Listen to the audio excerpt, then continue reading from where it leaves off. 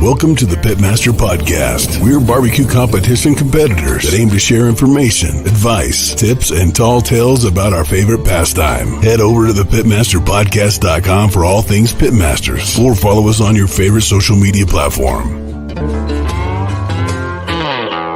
And now, here are the hosts of the Pitmaster Podcast, the two-time grand champion, SCA World Champion finalist, and barbecue specialist of Smoke Ain't No Joke Barbecue, the Anthony Luan, and the 24-time grand and reserve grand champion, reserve world grand champion, Windover High Roller champion, and the founder of Pitmaster Barbecue Supply Company stores in Utah, the old man himself from Big Johnson's Barbecue, Jesse Johnson. This is Greg Rempe from the Barbecue Central Show, and you are listening to the Pitmasters Podcast, and they are doing it live. We'll do it live. That's right, Bill. I just said that. They're going to do it live. We'll do it live. Yes, live. They're going to do it live. Hey, what's up, Pitmasters? Today we have Leigh Brandon from Black Rooster Barbecue on. Jesse, what you think about that new intro there with Greg Rempe? Sounded great, man. Love Greg. Right. He's the original of doing it live, so I thought we'd show him some honors with that. So I had him do that for us, and it turned out great. So what's new, man? You got anything going on? Just getting ready for Salt Lake City for the Blaze of 47, and been practicing. I haven't done barbecue competition for 5 years now, so yeah, I'm pretty confident in most of my meats. I'm going to be cooking the brisket a little differently than I've done in the past. So nice. Been rocking a Salt City drum and trying to get it dialed in, and damper or no damper, trying to figure out what I'm going to do. But yeah, no damper. Definitely run no damper. You want to get that brisket and pork butt to drip those, grease right on your fire for the nice vapors. Drip the juices, yeah. Exactly. I figured that out after the first cook. Couldn't get it. I wanted to run between 290 and 300, just set the drum and let it roll. But pull the dampener, and I put a barbecue guru on it too. Oh, why'd you do that? You should have got the billows. Well, I had a barbecue guru. I bought two billows, so nice. I buy two billows. That's what I run on there. I'm running the ThermoQ 2 and the billows on that. And when I set my pit temperature, it's dialed. And what I like about the ThermoQ 2 is that you can set it to decimal points as well. It's that precise. So it never budges on me.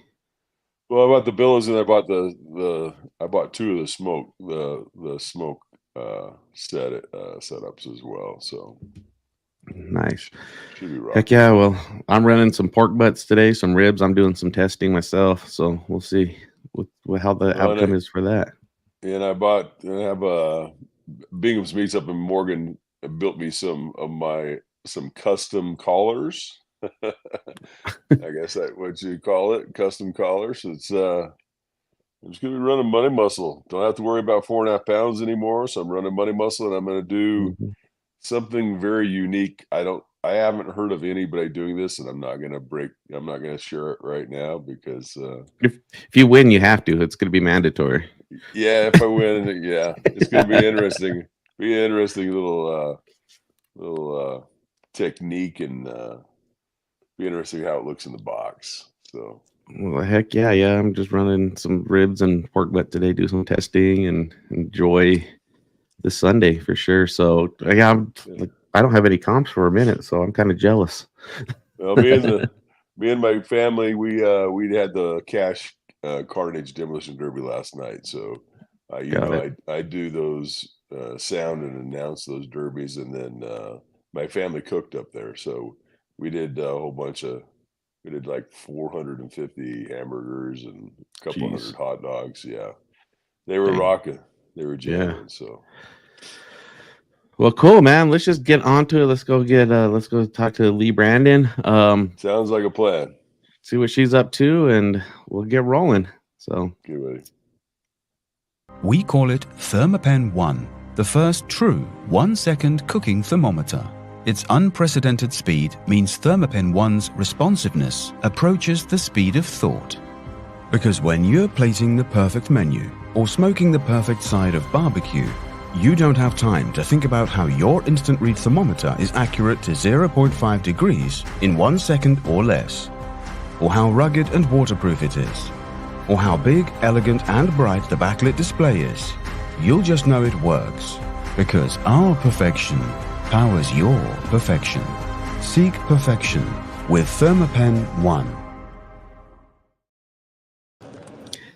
Welcome to the show, Leigh. How are you today? Doing all right. How y'all doing? Not too bad. It looks like you're on a little bit of a road trip, huh? Yeah, headed out to the grocery store, pick up some ribs. We did some fried rice last night with pork belly. It turned out phenomenal. So we're going to carry that over today and do some ribs with it. Sweet. Well, thanks for joining us on your little adventure there. You were questionable about joining the show because barrel came down on your guys' property pretty good from what I heard. Yeah.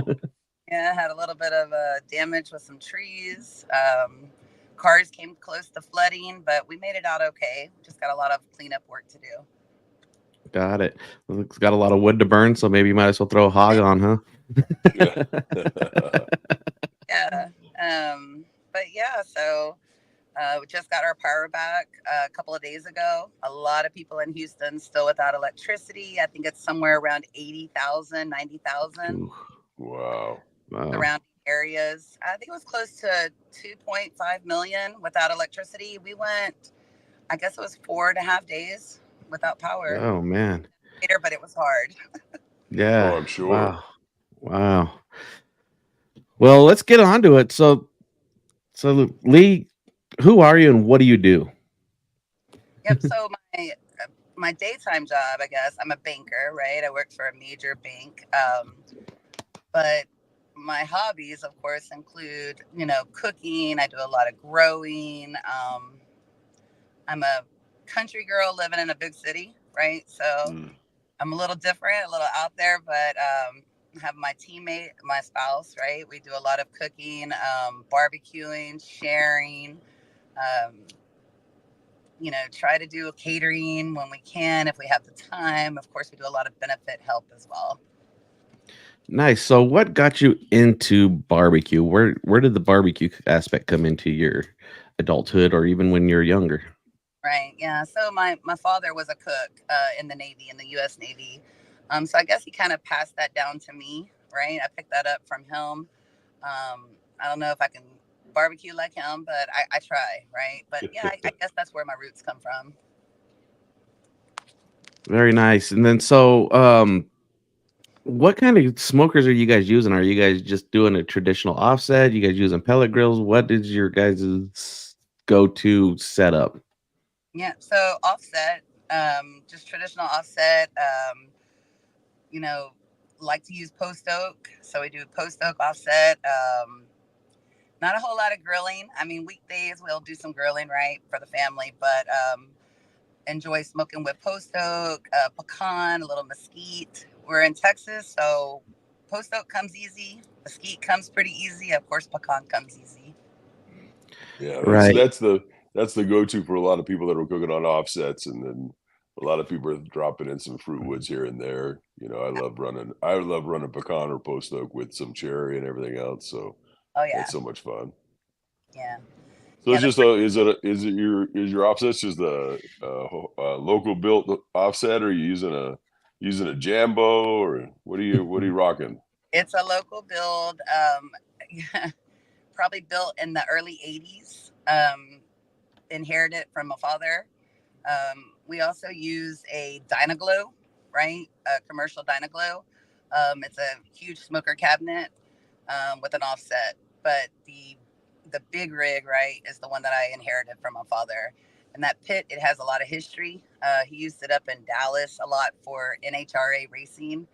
That thing fell off the back of a trailer coming from Dallas to Houston, somewhere down 45, about 3 hours outside of Dallas into Houston, and it's still blowing smoke.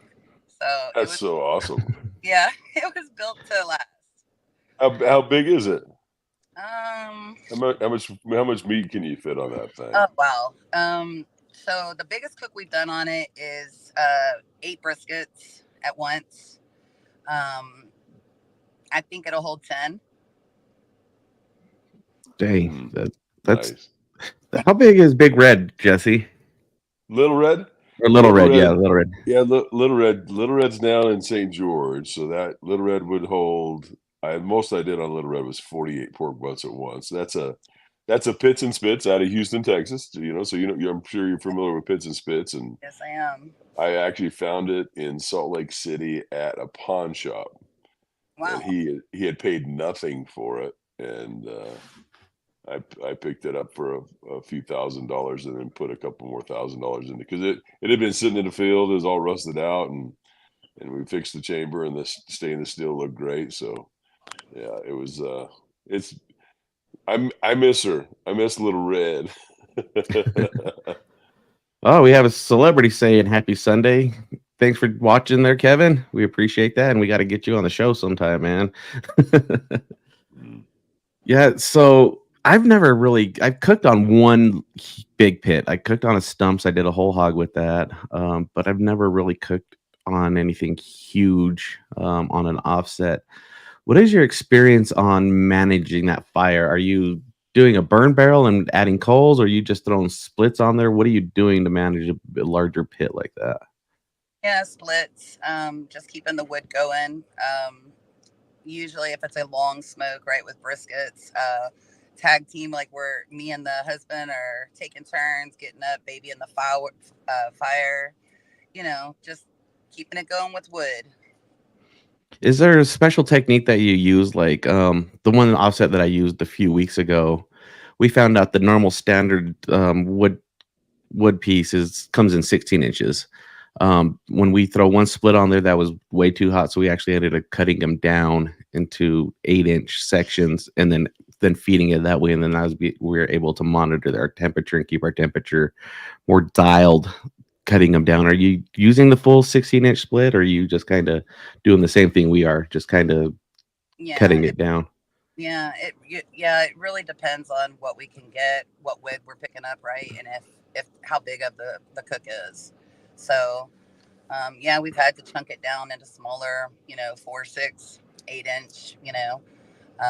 It just really depends, and what we can get our hands on. We've got this guy that lives pretty local to us, and he's the one that we get our wood from, and he knows that we come through him regularly, so he'll cut it to whatever we need, but if we have what we have on hand, the husband's out there chopping it down smaller if it's a smaller cook. Yeah, right now, wood's really hard to come by in Utah as far as big splits in general. Because I think we get all of our splits for our store out of B&B, and I guess there was an issue at the factory. I haven't heard all the details, but it's been hard to get splits right now in Utah. You just need to go to Standard Wood Supply, Jesse. I have. I used to use them all the time, and I can't get anything out of them right now. So yeah, maybe I have to make another call. Yeah, they kind of up the prices a little bit. It was pretty expensive, What did they do? It's called a row, and it was like $150 for one row. And what a row is it's from, if you have a 6-foot bed truck, they line it from left to right to the top, and that's one row. Yeah, think about that. It's not a lot of wood. Used to buy it by the pallet. I mean, it was 2 pallets was a cord, and it was $600 a cord. So yeah, that's the way to go. But yeah, wood's getting a little weird right now. I think a lot of use of the wood as well too, like the oaks and stuff like that, or these pizza companies. They're starting to go to the wood fire ovens, and then as barbecue people, just I think wood is becoming more traditional than propane was. Yeah, and I believe there was a fire at one of the factories. That's probably one of the big problems. So yeah, for sure. So Leigh, what is your go-to cook? I understand you're heading into town right now. You're gonna go get some ribs and stuff like that. But what is your go-to cook? What are you more famous for? All your friends want to come over, hang out. What are you gonna be cooking up? Definitely beef. So it's gonna be brisket, right? The brisket is the go-to in Texas. Brisket. We're good on the brisket. A lot of sides like poppers and anything people can just grab their fingers on and throw down while drinking a good beer. Yeah, I feel like beef is pretty safe. Some people, like in my family, chicken is not a good thing to cook because there's too many people that I like it how it's when it's done. There's people that are worried that it's underdone with the way that I like it, and there's people that just want to dry it out and prefer to cover it in barbecue sauce. So I try to stay away from chicken when I cook it. Anything that cooked, I guess I shouldn't say well done, above 200 degrees is always a safe bet. And when I go to my family with my sisters involved and everything like that, like briskets and chuck roasts and stuff like that. That way, there's no worry about anything like that. Some people are just worried that they're gonna get sick from barbecue because they see the pink line, and that's not undercooked meat. That's the smoke ring. So, Well, it's educating people, and you're still yeah, educating people. I mean, we do a lot of catering as well, and we explain to people if we're making chicken or we're making turkey, that it's past the safe zone. We go past 160 yeah. all the time, and then like, but turkey gets a healthy smoke ring on it, especially if you're doing sweetheart breasts. And everyone's like, "Well, this isn't done." I'm like, "Trust me, this is done." Sweetheart breast you can take into the 180s and still be super moist. So, yeah, it's an education process, especially here in Utah, because barbecue is relatively new. Last decade and a half, it's starting to pop up more and more and more. So, Yeah, it's just using a thermopan one to make sure you're done, and just the education is huge. yeah. Leah, are you seeing that? Are you seeing anything like that from your people? Like, is it questioning if it's done or not? No, No, I don't get a lot of that. No. So it's they kind of just don't. right? But I can see where you're coming from, where people like, if they're not used to eating smoked meats, right, or a lot of barbecue, they're questioning it, especially when they see that smoke ring. Um, yeah, I can see that, but no, I don't. We've never had that. So I just have to ask this question. You're down in Texas. What is your go-to barbecue restaurant if you're going to go out and eat? Oh man, that's been Her house. I We know love her house. there's a list of a solid 50 that the magazine puts out every 2 years. That list yeah. is pretty solid, and I've ate some food off that list, and it's hard to beat. Yeah. So in Houston, okay, so I'm gonna say Houston Pinkerton's barbecue. Then you have Corkscrew Barbecue, that's kind of north of Houston in the Spring Woodlands area. 1 and 2 right there. There's Killen's, where you see the new barbecue sauce floating around in the major commercial grocery stores. It ain't all there. Gotcha. The original is out of Pearland, Texas. But they also put one out in the Cypress area off of I-10, headed out towards San Antonio. I'd put that at the bottom, right? I would say the best barbecue is lying around your Austin areas in Texas. Right. So me and the husband, we just went on a little trip to the hill country and out in Blanco, Texas. And on our way back, we did a detour to hit some of those spots. So I'm gonna have to put the name out there. The Switch. It's a new barbecue restaurant, pretty new, phenomenal, just phenomenal. I mean, it was awesome. And they don't just do regular ribs, chicken, briskets. They've got a whole full list of stuff. They've got Mexican, they've got Cajun, it's just crazy. Their chefs are top notch. They're coming up with unique, just something for everybody on their menu. That's what I like about some barbecue restaurants that are coming up. We have a new barbecue spot out in Riverton called Les's Barbecue. You can get your normal pulled pork, you can get your brisket sandwich, but his off the menu thing that hits is his oxtails. His oxtails are amazing. He has this au jus that's in there that's just amazing. And I think that's what barbecue restaurants need nowadays.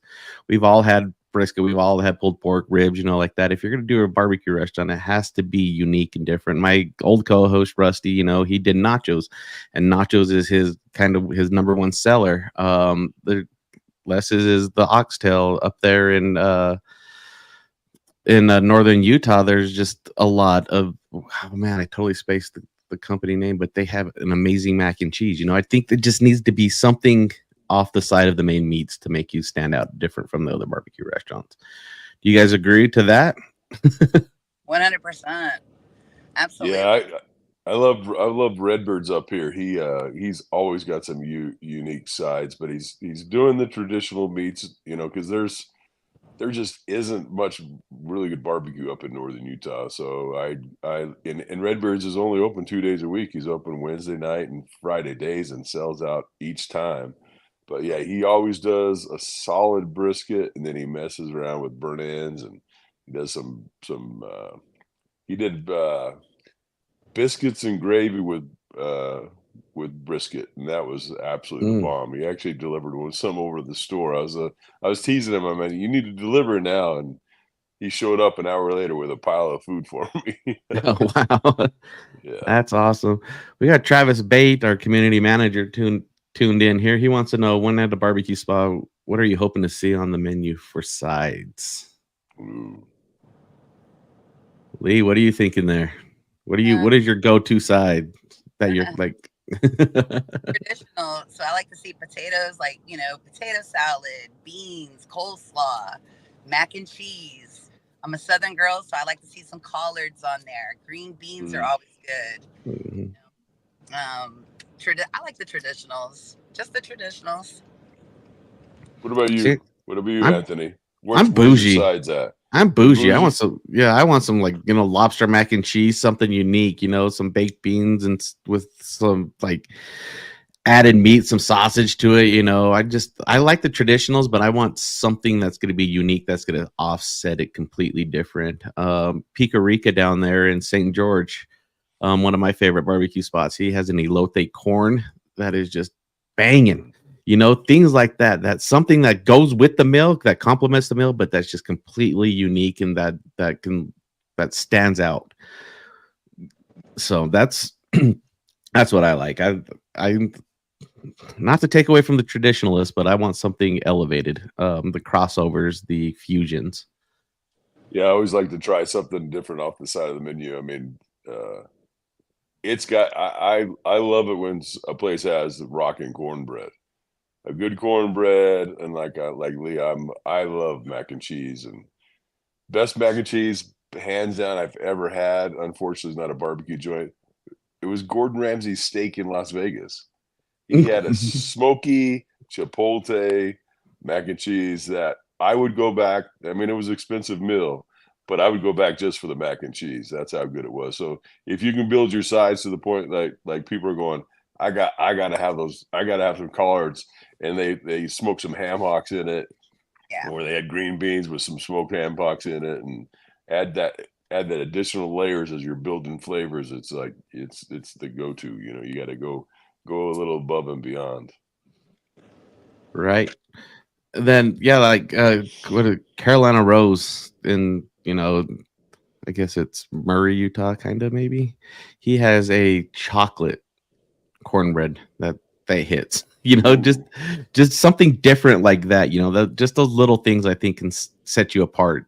Just, hey, let's go out to barbecue. You're talking to your buddies. Actually, let's go to this barbecue spot because I love this side.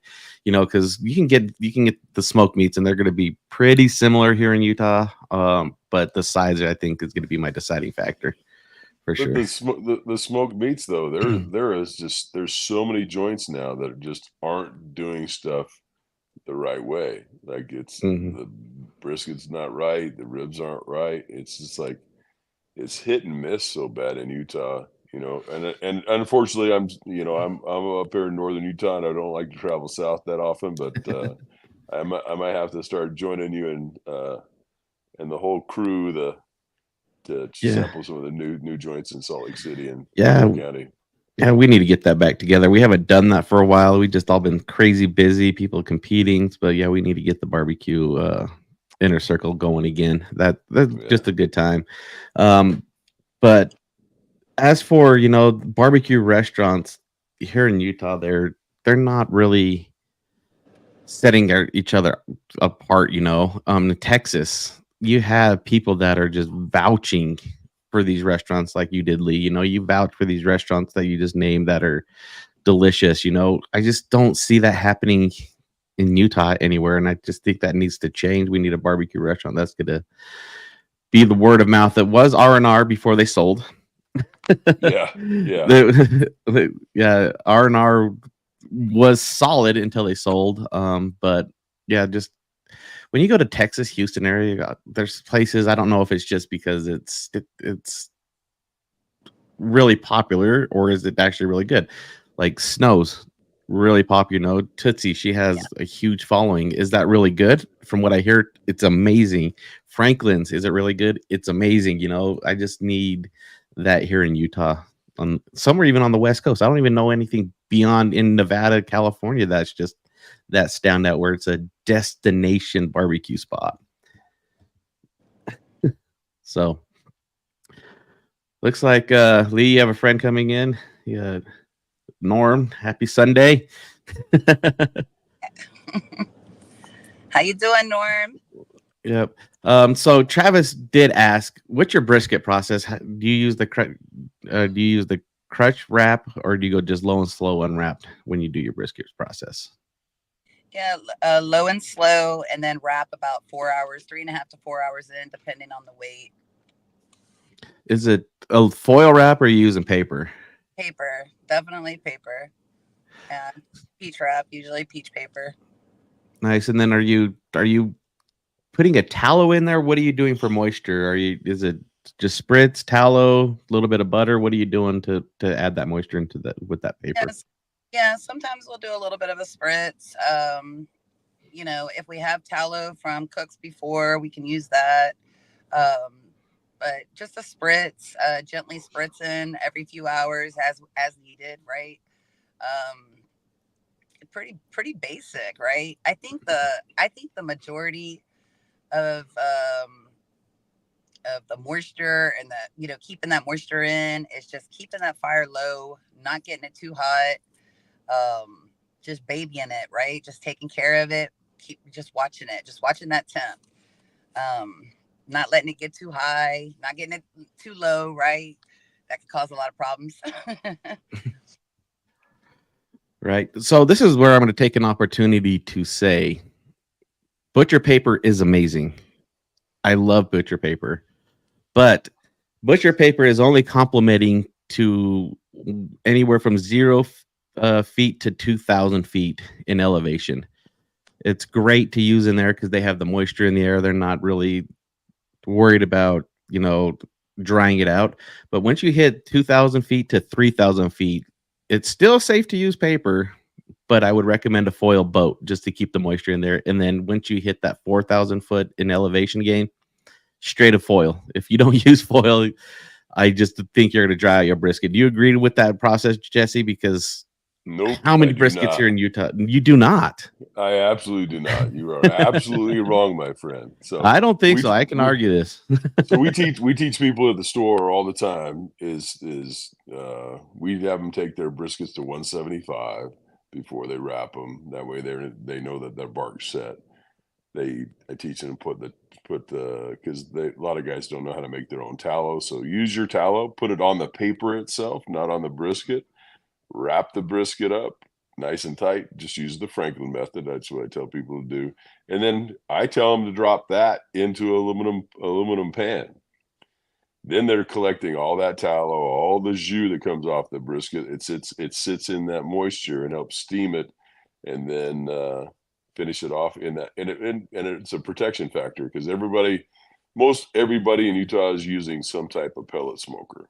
Yeah. So well, that's really that heat's coming from the bottom. Make sure the fat cap's still on the bottom even after you wrap it, and you take it to 203 before you start filling it, and then it's a fill. Get that Thermopin 1, slide it in, make sure it's filling like room temperature butter. That's the easiest way to do it, and that's the way we teach them at all of our stores. So it is. Well, that's really similar to the foil boat scenario. You can do a foil boat pan. Yeah. It's the same.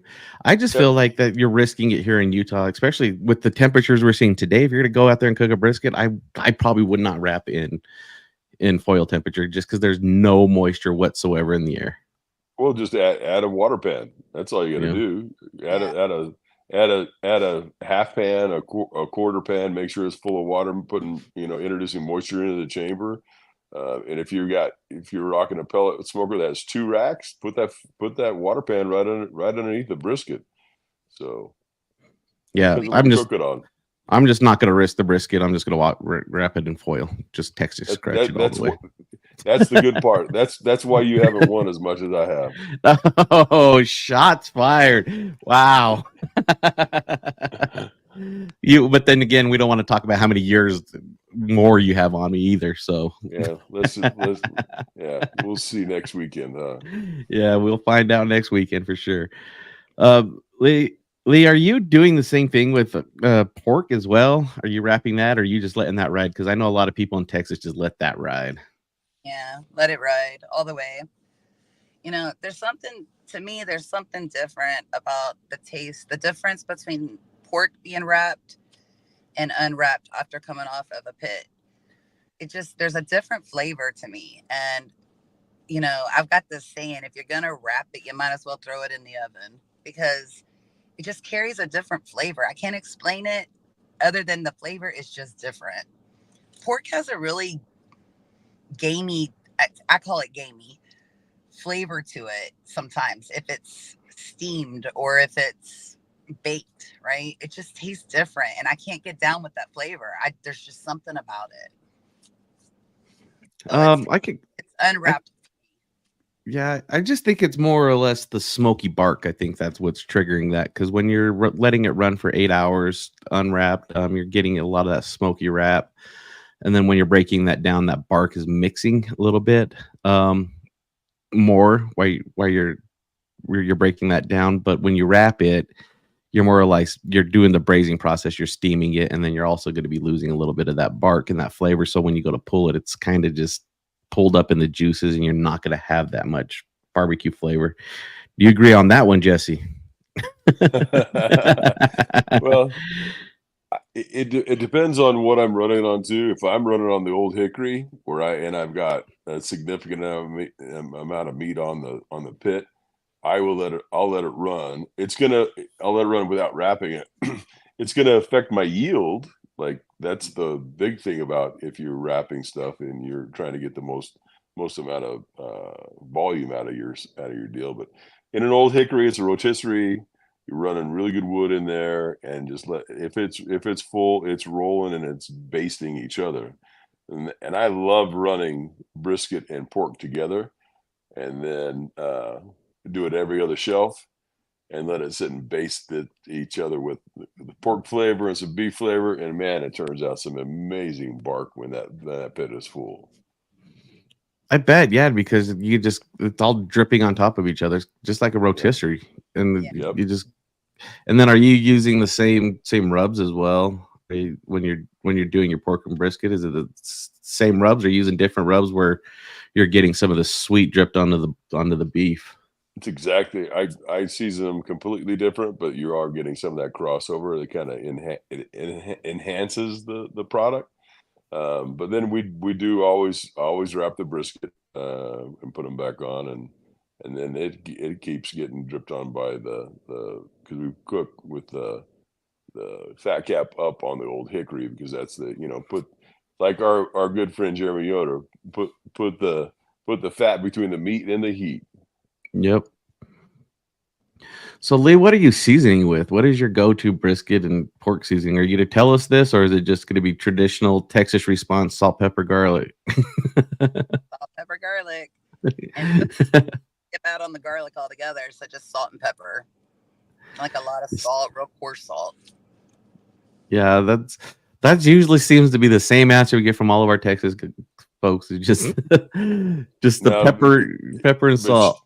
But she said coarse salt, so she's using salt, not Lowry's or one of the other seasoned salt, because that's what a lot of Texas guys do. Is like, yeah, I'm using salt and pepper, yeah, but you're using a seasoned salt. But yeah.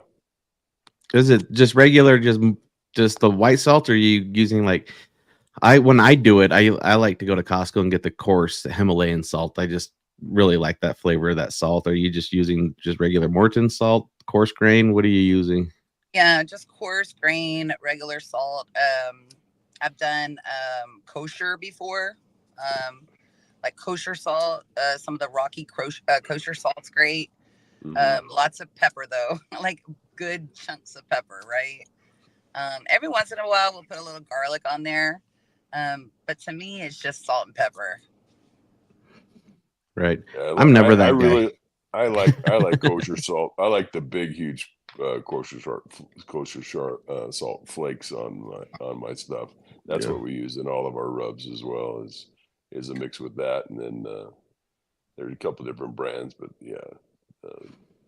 I've never just done just salt and pepper. It's always SPG, maybe some paprika in there for a little bit of color. That's just my go-to on like just a traditional pork butt that I know I'm going to repurpose, into enchiladas or quesadillas or, just a pulled pork sandwich. But when it comes to my brisket, man, I'm putting all kinds of cool stuff on there that I find from the Pitmaster Supply Company. we're using, just anything that looks different and cool. That's just. And that's why we go to the SPOG. We call it the OG because it's, being from my family's from Picayune, Mississippi. I was the first one born here, so it's got to have onion in it for us. So it's salt, pepper, onion, and garlic, and then go from there. Whatever suits your fancy. Yeah, just Simply Marvelous stuff is amazing.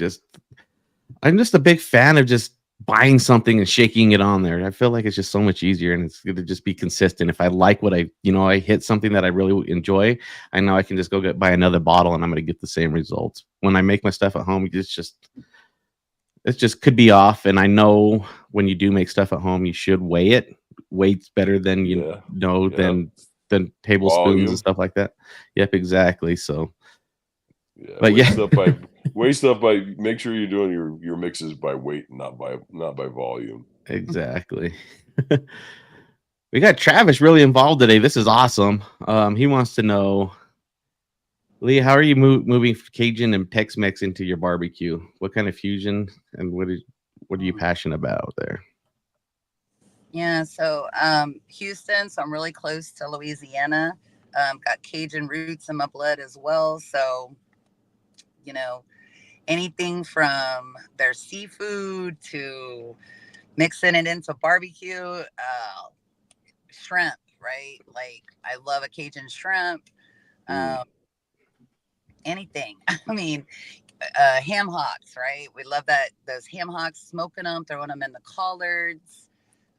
Mexican, wow, brisket enchiladas, brisket tacos, brisket breakfast tacos, chorizo, right? The Mexican sausages are amazing in Texas. Lots of good flavors. You can do breakfast with it. You can do beans with it on flour tortillas, you name it. A lot of, I would say a lot of Texans probably cook that way, especially if you're close to, the Mexican border as well as the Louisiana border. It just comes naturally. I mean, there's a Mexican restaurant on every corner in Houston. So, it's just traditional here. Man, I'd be problematic. Is a barbecue or Mexican food for the day? But for the Cajun stuff, man, I've had it twice, maybe 3 times, a smoked shrimp on grits, and it hits every single time. And it's from 3 different people. I think it's just the layer of the smokiness and the heat on the grits is just amazing. Have you done any of that before, Jesse? Have you cooked shrimp and grits before on the smoker? You got to remember, my number one requested item at my house is not barbecue. It's usually jambalaya. So I make a wicked jambalaya. Yeah. And me and my mom used to have the argument because I used my mom's recipe and then I tweaked it from there. She's like, your jambalaya is so wet. I said, like, that's the way I like it, Mom. I like a wet jambalaya. She goes, it's supposed to be dry. I said, let's make some gumbo. We'll put a scoop of rice in the middle. We'll surround it with some gumbo. I said, there's your dry. But no, I do a lot of shrimp dishes at the house, and our Sunday go-to is surf and turf.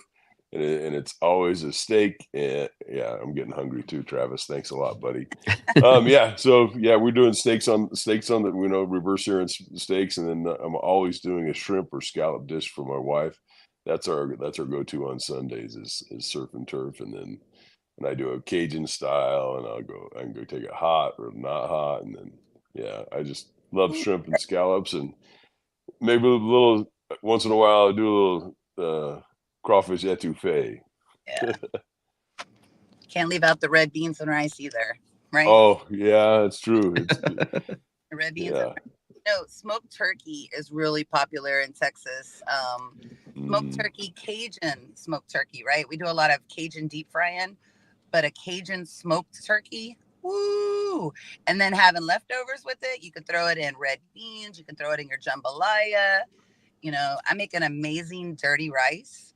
A lot of times we use crawfish, but you can't leave out smoked turkey. You know, the smoked turkey, it just goes into so many dishes. And then if you're talking leftovers, we've got meals for a couple of days. Yeah, for sure. Yeah, I'm a big fan of turkey. Circling back to the barbecue restaurants, I will judge a barbecue restaurant by smoked turkey as well. Yeah. If they can't smoke turkey, that means they're kind of struggling with the other meats personally. Oh, with the advent of the sweetheart breast, it makes it so easy for barbecue restaurants to make smoked turkey. You just rip the skin off, season it up, and now Cosmos has a great injection for a Cajun turkey, and it is phenomenal. It's so good. Yeah, I used to buy back in the days for my turkeys was that Creole injection that they used to sell at the Cajun Creole butter. Yeah, that stuff was good. I don't know if they still make that, or you can get it at Sportsman's Warehouses. That's actually a really good injection. Yeah, it was good, especially when you're deep frying birds. I mean, we used to deep fry. I mean, our record is 37 birds deep fried on a Thanksgiving Eve. Wow. Yeah, we were done at 5 o'clock in the morning, so it was like Thanksgiving was later that day. So now we just smoke everything now. It's I think they're you're frying in peanut oil. I think it imparts a really good flavor, but once you've gone to the smoke realm on all your birds, I think it sets it off just that much more for Thanksgiving. Right. Any time of the year. Yeah. I love turkey. I love smoked turkey. It's really one of my favorites, I should say, on the smoked meat categories is smoked turkey for sure.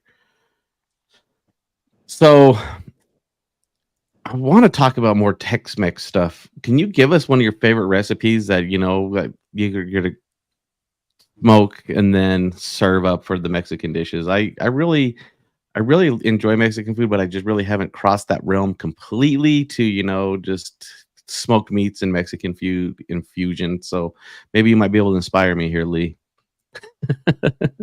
And I don't want a favorite. Okay, so I would have to go with brisket tamales. That would be favorite. It's a lot of work, right? But brisket tamales would probably be up there with it. A little, I would say more of a simple Mexican Tex-Mex dish would probably be brisket enchiladas, smoked brisket enchiladas, or brisket stuffed poblano peppers, right? Not the chili rellenos that are fried, but you can simply just take a poblano pepper, skin it, stuff it with brisket and cheese, and then just slow put a chili base, like some sort of enchilada sauce or chili base in some pans, throw it back on the pit, cover it with a little bit of Monterey Jack. Woo, talking about amazing. And man, it is good. It's really good. So I would say those are up there. Anything with brisket, you can take pork and do the same thing with it. So, use your pulled pork, stuff it in a chili relleno, a poblano pepper, and then smother it in a little cheese and a chili gravy. Just phenomenal. Yeah, I think I got inspired with that stuffed pepper for sure. Well, and if you've never taken, if you don't sauce your pork, if you take some leftover just smoked pulled pork and add some nice green chilies, hatch green chilies or some green chili sauce, it makes the best chili verde that you've ever had Yeah. in your life. I have done that. Yeah, and it's turned out amazing. There's a company there's a salsa company here in Utah, Salsa de Mendoza's. They make a green chili salsa, and you literally it's ready to go for chili verde. You just pour it in over your pork and it's done. It's it's so good. But I want to go circle back to these tamales. Are you using a red salsa or a green salsa in your brisket tamales? Red. Yeah. Yeah. So it's going to be a red chili. Basically make a paste after your brisket's done. You're combining it with your shredded beef, right? Your shredded brisket, just to keep the meat a little bit more moist. That same sauce is also used in the masa of the base of the tamale or the wrap of the tamale. Flatten out on corn husk, stuff with the brisket, and then wrap them up, right? And then you're steaming for around 2 hours. Let them set for about an hour, unwrap, and amazing. Just so good. Yeah. There's a bit of lard also in that masa, right? To keep them moist and not crack. It's amazing that people can't find lard anymore. We've been selling so much lard out of the stores now because everybody you can't find it in stores anymore unless you go into some of the Mexican grocery stores. It's crazy. Yeah. And you can buy it by the 5-gallon bucket at the Mexican store. Yeah.